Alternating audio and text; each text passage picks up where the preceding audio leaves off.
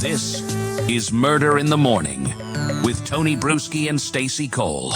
So Bryan Kohberger's attorneys just hit pause and basically told the court, hey, we're getting a little more time. We got to look at the menu a little bit more. We got to find out more about his childhood, about all the issues that he may have had, about everything. So when it comes time to kill him, maybe you guys think twice. Seems to be kind of what's going on here. It's a high-profile murder trial. You got to make sure the T's are crossed and the I's are dotted, because you don't want to dot the T's and cross the I's. That gets a little weird. It's problematic. Yeah, it causes issues. So why is this going on? Because a recent NBC Dateline episode, they say, blew a hole in any chance of their client getting a fair trial. Now, I mean, come on, let's be real here. Dateline does episodes on all sorts of cases. Kohberger and Ann Taylor seem to be looking for anything they possibly can put their hands on to go and say, oh, technicality, this isn't fair, somebody said there's a lot of... But yeah. While at the end of the day, his DNA's on the knife sheath. He has a shopping history of buying the weapon. He's taken a bunch of creepy photos of himself. His car's pinging right there. They know he did it. They have to know. They have to know. At this point, you got to be saying, okay, well, we got to try and save his life. I think that's really what we're up to right now.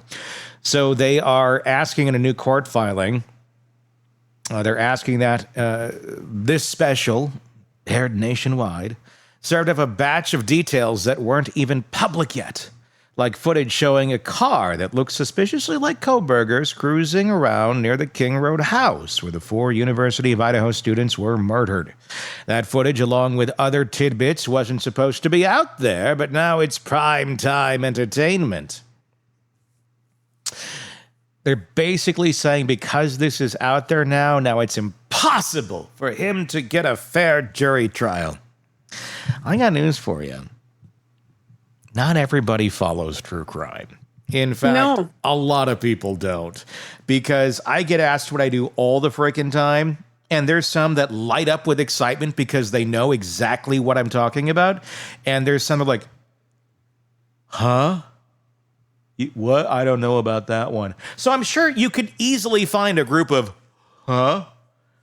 I don't know about that one in a jury. Yep. It's not going to be impossible, Ann, and you know that, and I know that, and everybody knows that. And, well, I don't know if Bryan does, because Bryan, seems to be a bit of a sociopath. But you're going to find a jury. But it is a murder case.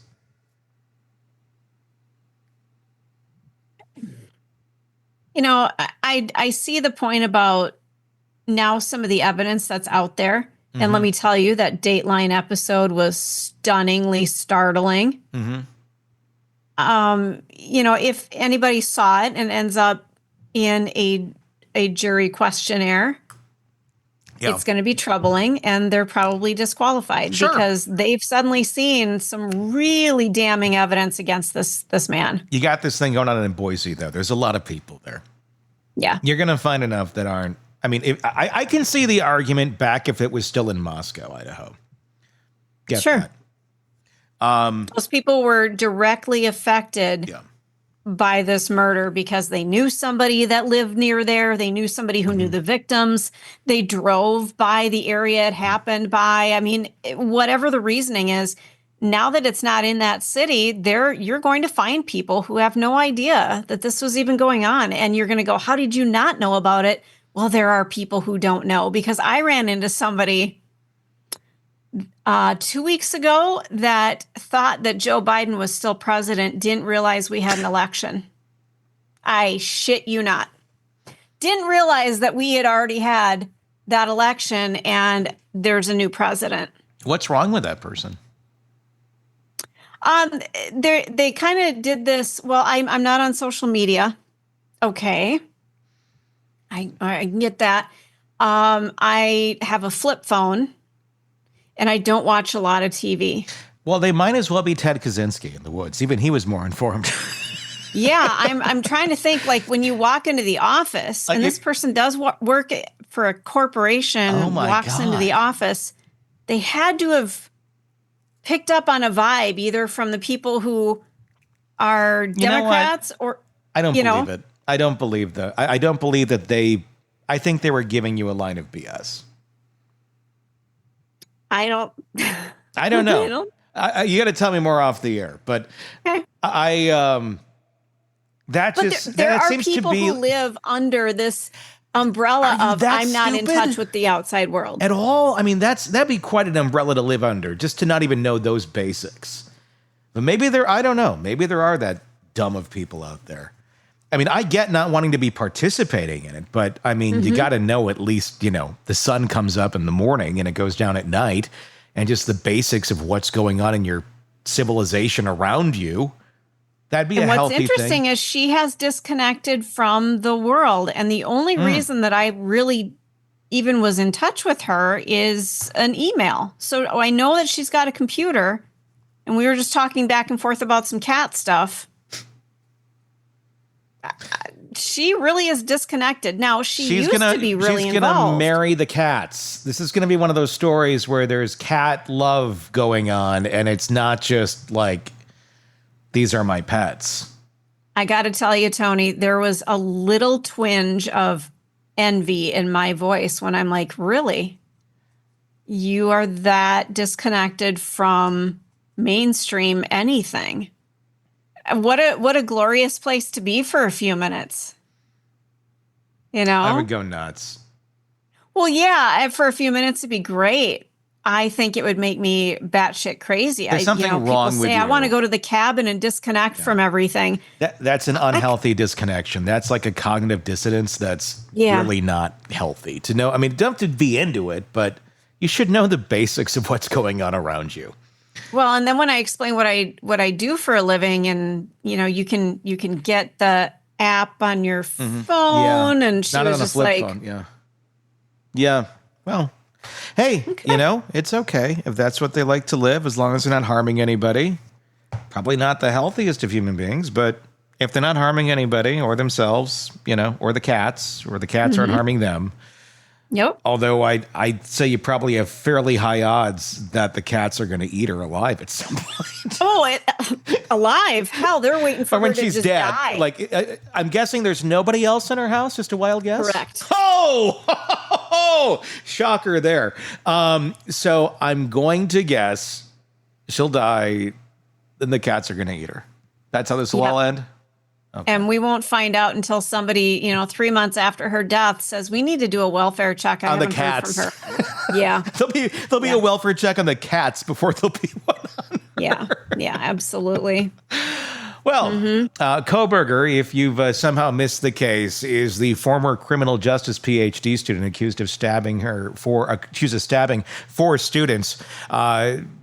Ethan Chapin, Zana Kernodle, Madison Mogan, and Kaylee Gonzalez in their off-campus house back in November of 2022. He's pled not guilty. Prosecutors want the death penalty if he's convicted. So, the stakes are a little bit high here. And now his legal team is saying that going to trial in August of 2025 as originally planned would be flat out unfair. Beyond just Dateline. Between the leaked evidence and all this pre-trial publicity, they say the jury pool isn't just tainted. It's basically been marinated in media coverage. That'd be a neat flavor of marinara sauce. Ew. You like to see the Rayos or the Prego? Well, okay, let me ask you. As a pasta sauce, do you buy pasta sauce in a can? I do. Or a jar? I don't eat a lot of pasta these days, but I've got a favorite. I have it. I like to make my own, but I do have some go-tos when I don't have any of that. What is your go-to? Classico spicy red pepper. Ooh, that sounds good. So it's kind of in the squarish bottle. I haven't tried that. And spicy red pepper is not findable in all places. They have every other flavor. I can't say I've seen it, honestly. It's really good. Spicy. It's got a little bit of a kick to it. Nice.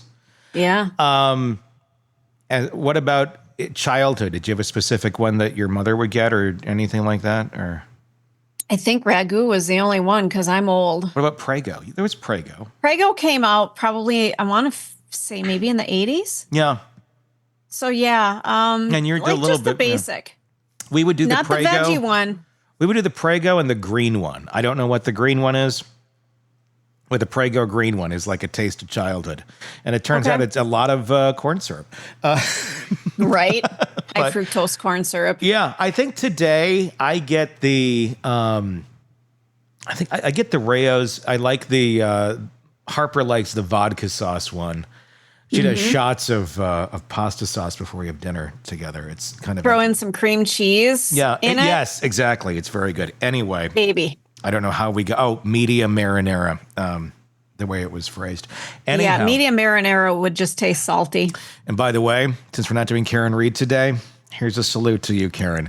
It's a vodka tonic in a A&W glass. There you go. I don't think she'd go to an A&W, but do you think half the country listening knows what that is? Oh, yeah. Even Willie's? It's all over. Yeah. Okay.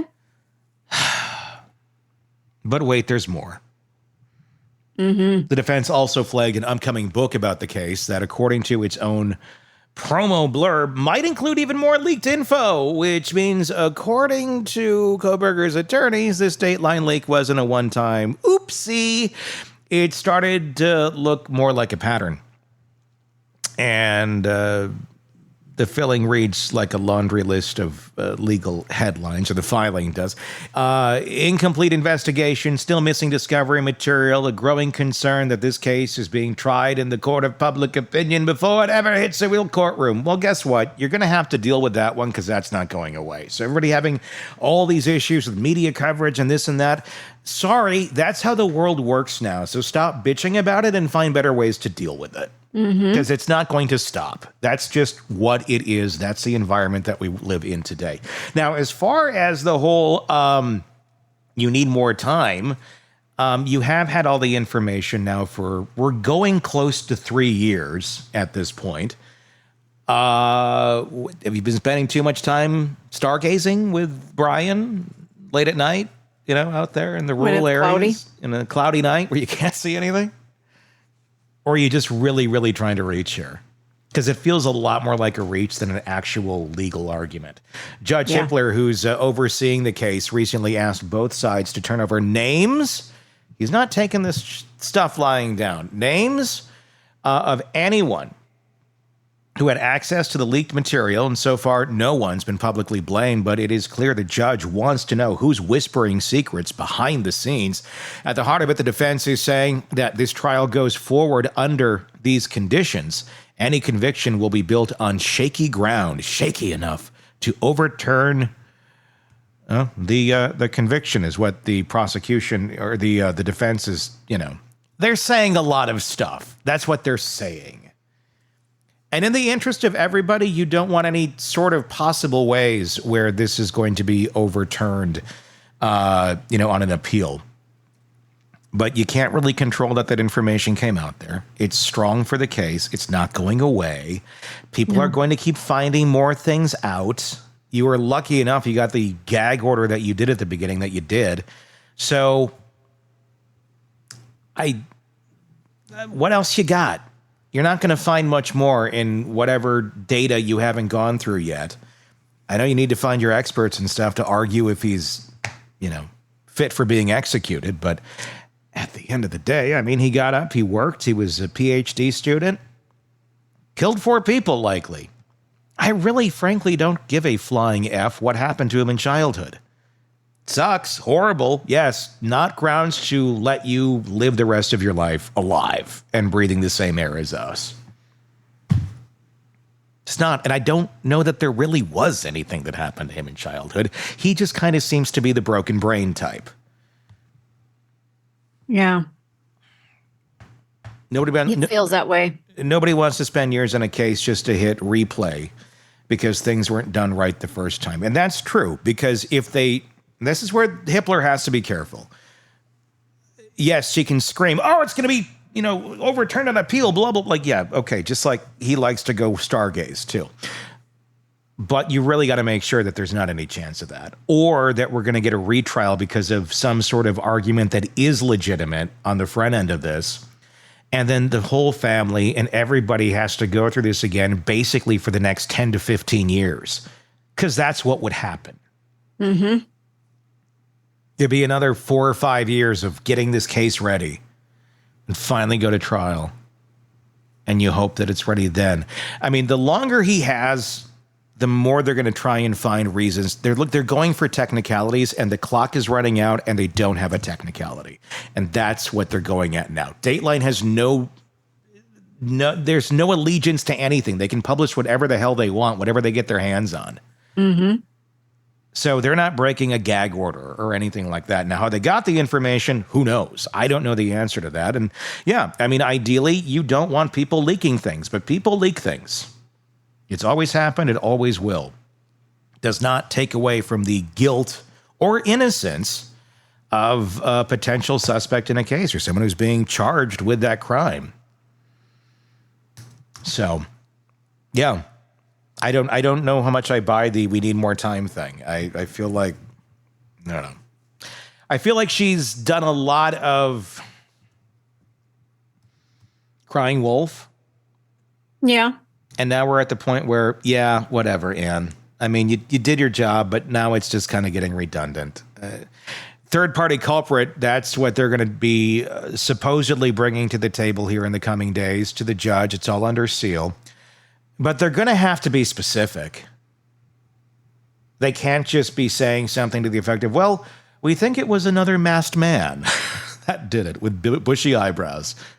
No. That was circling the house and checking it out. And yeah. Somehow his phone is pinging there. Yeah. I mean, they don't have it. And just because someone says they have it doesn't mean they do. Yep. So that's the latest on the Kohberger case. We'll find out in the coming days what the judge is going to decide, because we thought that this last hearing was going to be the last one before the trial. Oh, no. As in everything in this case, it just keeps getting a little more crazier and a little more deep than it necessarily needs to be. But again, this is how our legal system works. So, like it or not, that's what we got. Craving non-stop true crime updates? Press subscribe now and get the latest cases, analysis, and expert commentary delivered straight to your feed. Only from the Hidden Killers podcast and True Crime Today.